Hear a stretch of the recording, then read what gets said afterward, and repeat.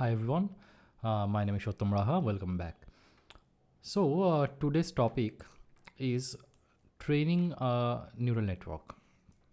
So many of you are very familiar with the term that I'm training a neural network. Okay, so this is very famous, right? Everyone is training the neural network, but what happens behind the scene, or what do I mean by when I say I'm training a neural network? What are the steps? What is the process that is going on behind the scene? Okay, so if you do not have any idea of what is going on behind the scene of a training process, then this video is for you. Okay, I'll be explaining the entire process of what is going on behind the scene with a single neuron model. Okay, because it will be very simple to understand. Okay, you can extend it to any number of neurons, any big neural network, but the process remains the same. Okay, so let us see with an example. So let us first consider a basic linear regression model. So I'll just share my screen. So I hope my screen is visible. So you can see, let us take a training data set, let's say xi, yi, where xi is of dimension d and yi is dimension 1, right? A scalar. So what do we mean by linear regression? Linear regression is a regression model where we simply use this y hat, let's say yi hat equals to I equals to 1 2d, sorry, let's take it as j, wj x ij. Okay, which is basically nothing but w transpose xi. Okay, so this is what a linear regression model is. It's very basic. In logistic regression, this entire thing was fed into the sigmoid function, right? But in linear regression, we simply have this particular function, nothing else. Okay, if we represent it using a neuron, so it will be like this. You are already familiar with it, but still I'll draw it very quickly. Let us take 4-dimensional data. Okay, and let us take a single neuron.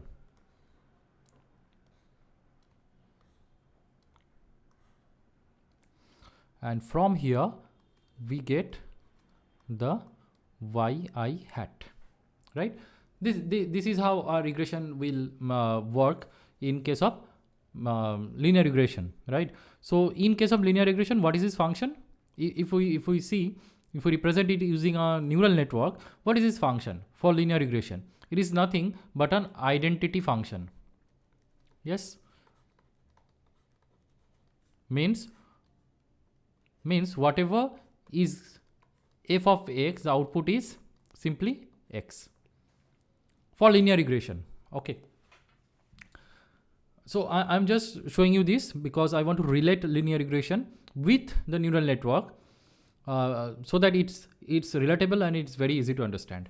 Okay, so this is what the single neural network or a neuron model will look like. Okay, in case of logistic regression, f is nothing but a sigmoid function. Okay, what is the optimization problem for this optimization equation? It is nothing but you need to minimize wi's, because w is a vector of weights, right? We want to minimize what we wanted to minimize, the difference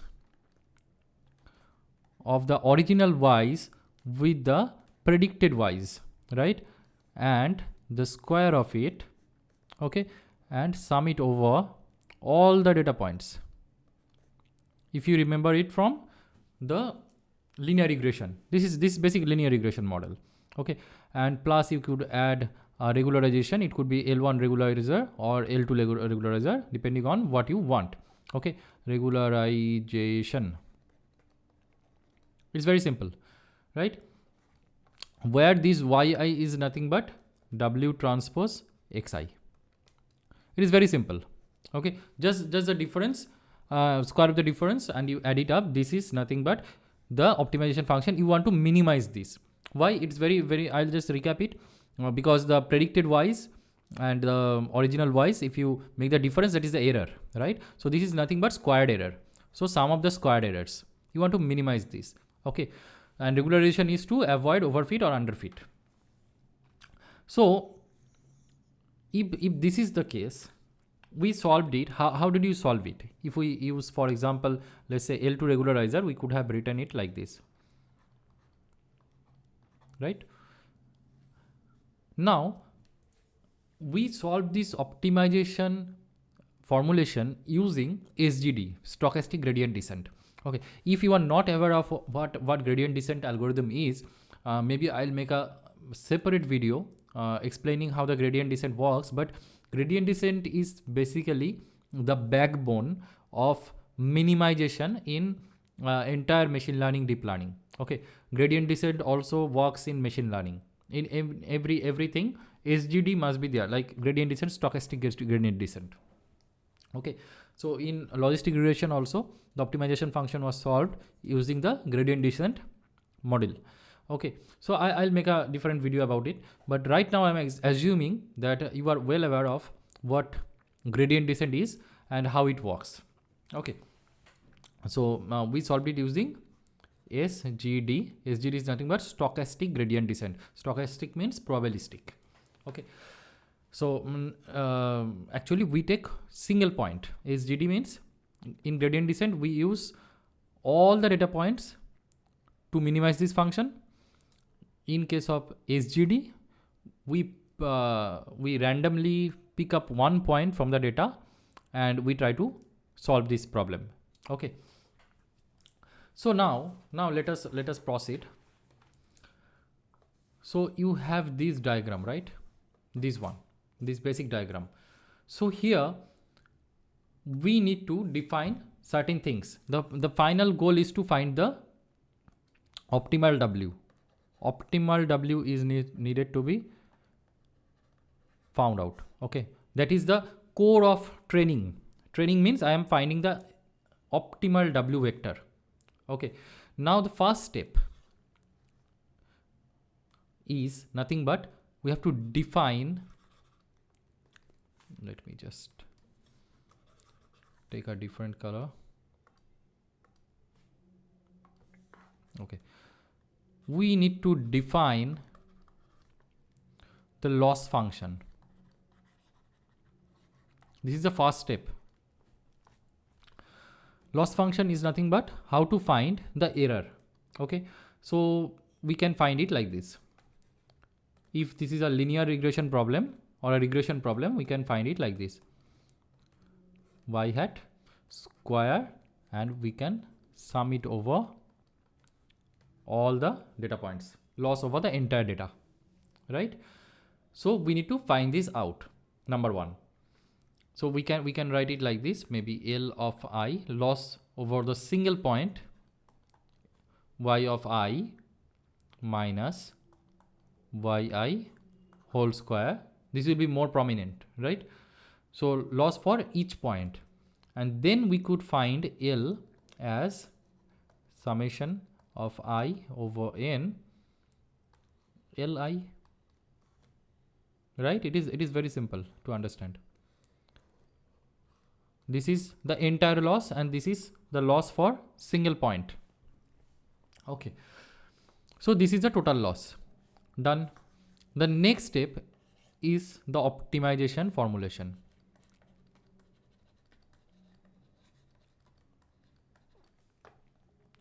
So the optimization formulation is what? Is nothing but minimize Wi. Okay, maybe you are thinking I'm repeating this thing again, but no. So I'm just writing it step by step so that it is very easy to understand. Okay, these steps actually happen behind the scene when we say we are training. Okay, so epoch, you are well aware of epochs, right? So I'm running like 5 epochs or 10 epochs. So this is very simple. So behind each epoch, this entire thing happens. It's like a for loop. Okay. So this is nothing but the y hat, right? Whole square, and then we want the regularization term. So we need to minimize this entire thing, right? So we are well aware of it. This particular thing, we can write it as a f of whatever, and then this is the function if we use it as the neural network. So now the thing is, the question is, we have already found out the defined the loss function, right? And we have the optimization formulation also. Now the third step, the most important step, is to solve the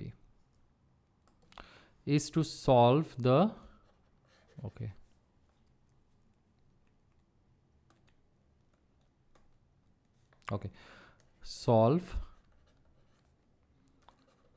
the optimization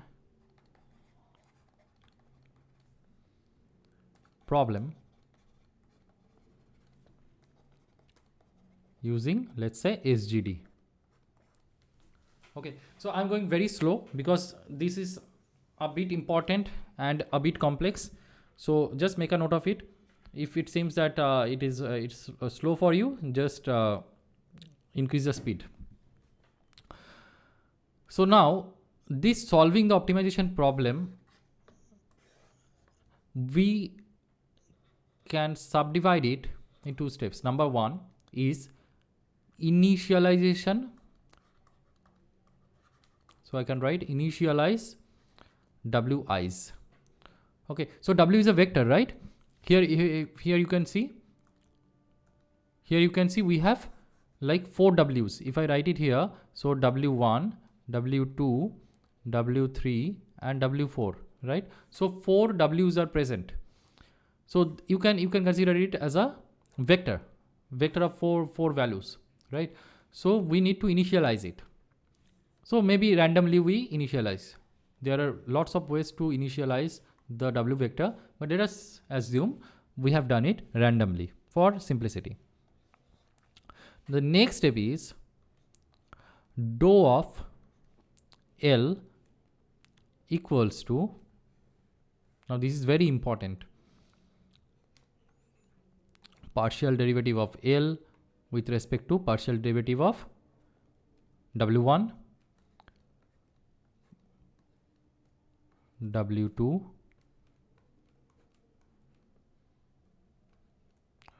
W3 and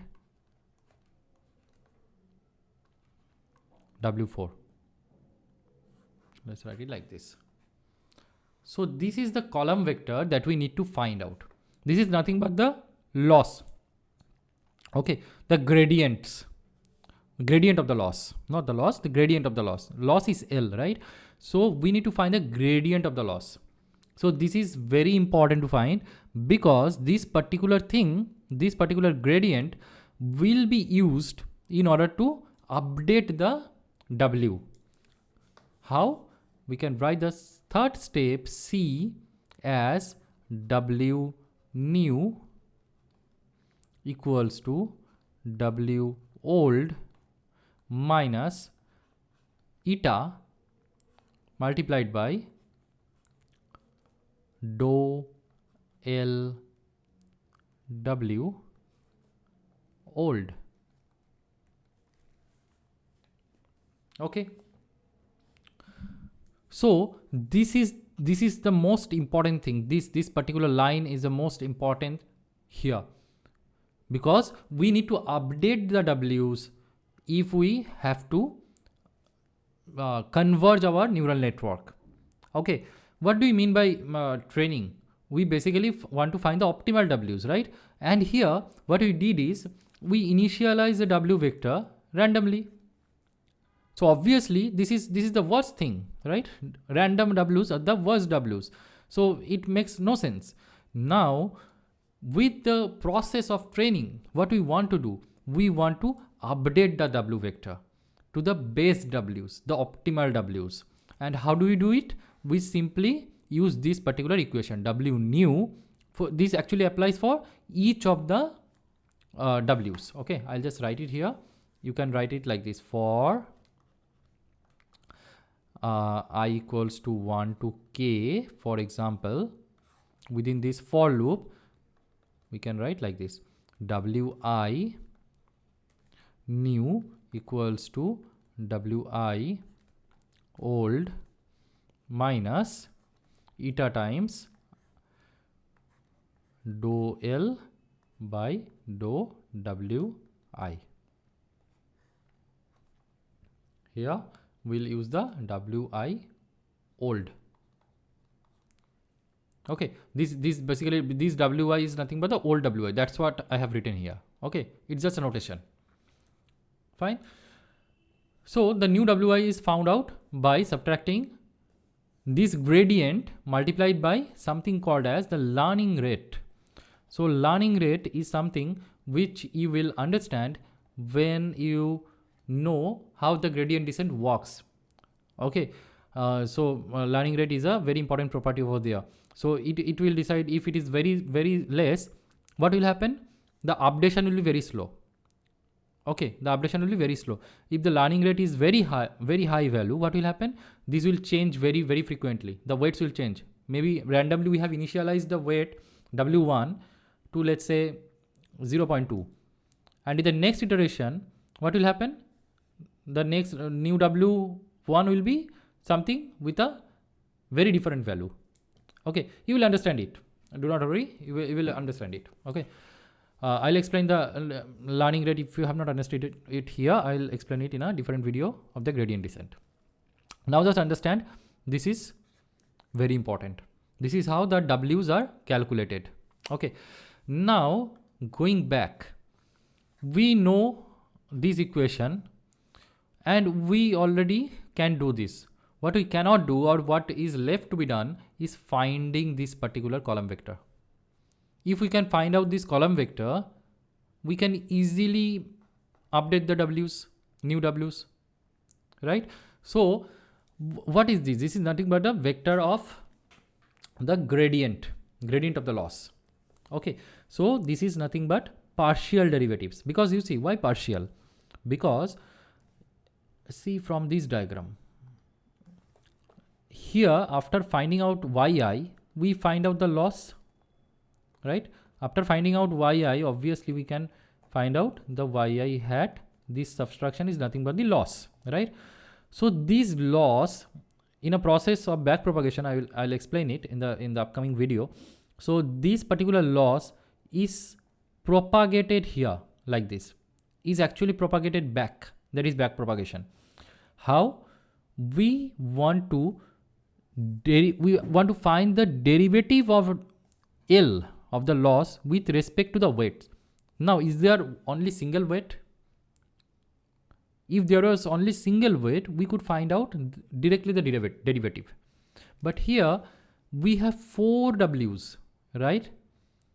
And this loss is dependent on all these 4 values. That is why we need to take partial derivative. So L is partially dependent on W1, L is partially dependent on W2, likewise. Okay, that is why we are taking the partial derivative over here. Okay, so we need to find out these partial derivatives. And if we can find it out, we can simply find out the new W's. And this process will continuously go on till convergence. Convergence means till the value of W, till the value of W new doesn't change much. This old W and the new W is not very much different. Okay, is very similar. What do I mean by that? What do I understand from that? That means our model has reached the optimal state. So W is the optimal value now. Okay, that is the definition of convergence. So in the next video, we'll actually be learning how to find this particular vector, how to find out these values, these particular derivatives. And this is the crux of entire deep learning. Okay, So I hope you understood this concept till now and what goes on behind the scene. And if you have still any doubt, you might have a doubt, okay, so what I will say is, you can do one thing.